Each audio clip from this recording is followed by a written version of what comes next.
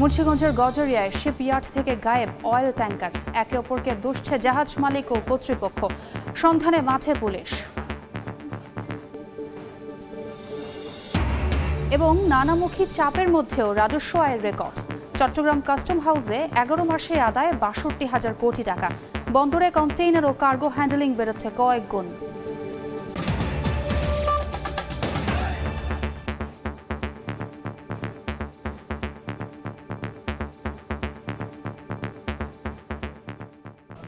বাংলার সময়ের সঙ্গে আছে আমি ছোঁয়া খন্দকার।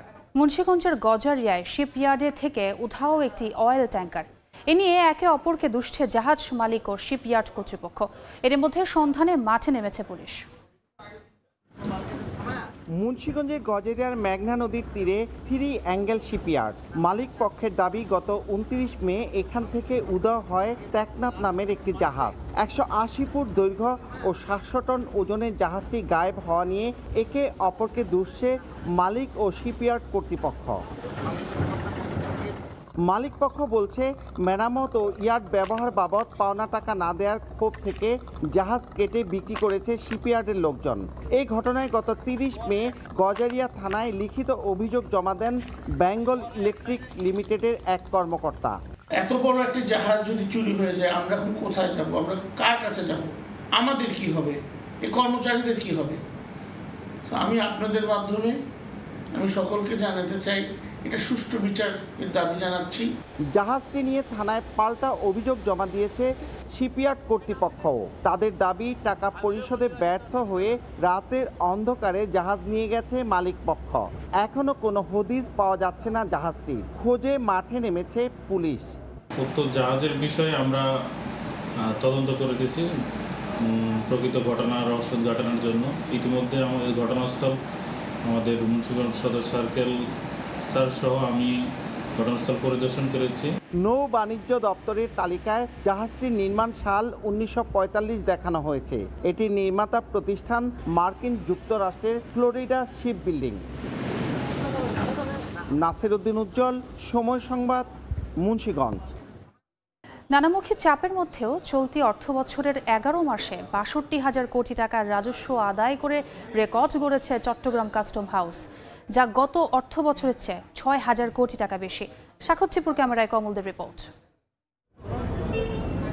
চলতি অর্থ বছরের শেষ হতে আরো অন্তত 23 দিন বাকি থাকলো ইতিমধ্যে রাজস্ব আদায়ের রেকর্ড গড়েছে চট্টগ্রাম কাস্টম হাউস। ৭০,৫৭৩ কোটি টাকা লক্ষ্যমাত্রার বিপরীতে রাজস্ব আদায় হয়েছে ৬২,০২৪ কোটি টাকা। গত অর্থ বছরে আদায় হয়েছিল ৬১,৬৩২ কোটি টাকা। বিশ্বমন্দায় অর্থ বছরের শুরুতে আমদানি রপ্তানি বাণিজ্যে ধস নামলো, শেষের দিকে এসে অনেকটা কাটিয়ে উঠেছে। সবকিছু বাণিজ্য একটু পজিটিভ ধারায় আসাতেই আমরা আমাদের গত বছরের যে আদায়কে আমরা ইতিমধ্যেই অতিক্রম করতে পেরেছি। রাজস্ব আদায়ের মতো গতি ফিরেছে চট্টগ্রাম বন্দরের কন্টেইনার এবং কার্গো হ্যান্ডলিংও। তবে পণ্য আসার পরিমাণ বাড়লো, কিছুটা কমেছে জাহাজ আসা।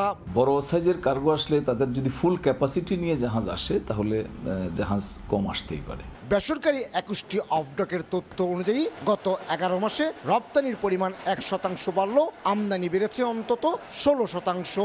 ব্যবসা বাণিজ্য আবার যে জোরদার হচ্ছে, আমদানির এই ভলিউম বৃদ্ধিটা তারই পজিটিভ পরিচায়ক।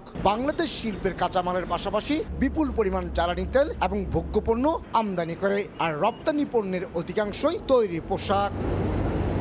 রাশিয়া ইউক্রেন যুদ্ধের প্রভাবে গত 2 বছর ধরে বিশ্বজুড়ে চলছে অর্থনৈতিক মন্দা। শুরুর দিকে বাংলাদেশেও এই মন্দার প্রভাব পড়েছিল। বিশ্ব এখনো সেই মন্দা কাটিয়ে উঠতে পারেনি।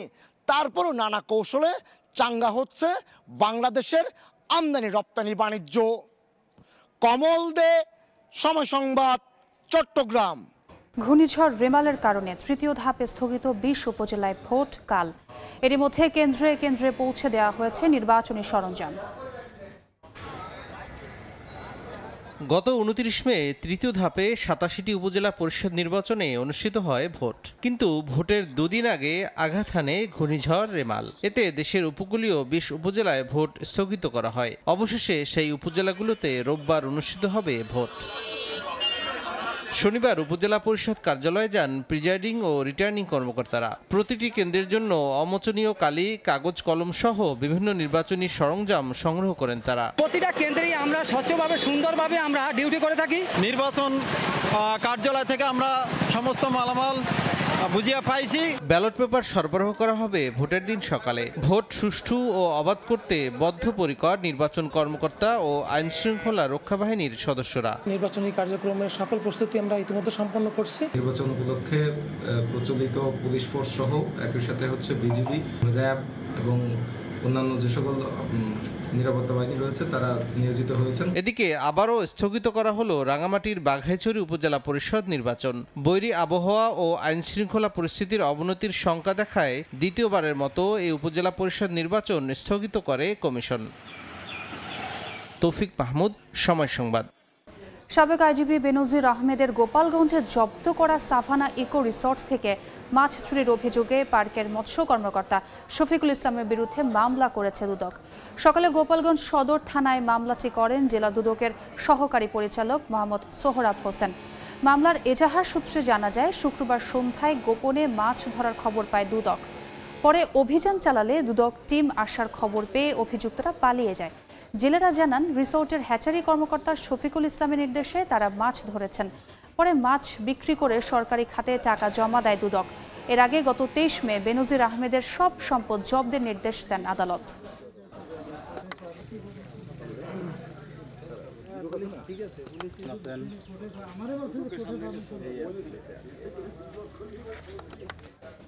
দেখছেন বাংলার সময়। জামালপুরে পুলিশের ভুয়া উপপরিদর্শক ও 2 কনস্টেবলকে আটক করা হয়েছে। সদর থানার ভারপ্রাপ্ত কর্মকর্তা মোহাম্মদ কবির জানান, শহরের স্টেশন রোডের একটি আবাসিক হোটেলে রুম ভাড়া নিয়ে 3 পুলিশ সদস্য অবস্থান করছেন এমন খবর পেয়ে সেখানে যায় জেলা পুলিশ। সন্দেহ হলে তাদের আটক করা হয়। জিজ্ঞাসাবাদে পুলিশ কর্মকর্তা নন বলে স্বীকার করেন তারা। এ সময় তাদের কাছ থেকে পুলিশের পোশাক, একটি পাসপোর্ট, এনআইডি কার্ড সহ পুলিশের চাবির রিং উদ্ধার করা হয়। আটকদের নামে সদর থানায় মামলা হয়েছে।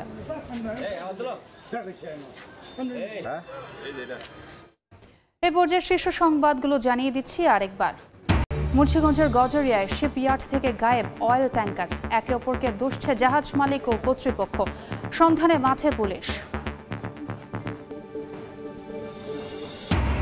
এবং নানামুখী চাপের মধ্যেও রাজস্ব আয়ের রেকর্ড। চট্টগ্রাম কাস্টম হাউসে 11 মাসে আদায় 62,000 কোটি টাকা। বন্দরে কন্টেইনার ও কার্গো হ্যান্ডলিং বেড়েছে কয়েক গুণ।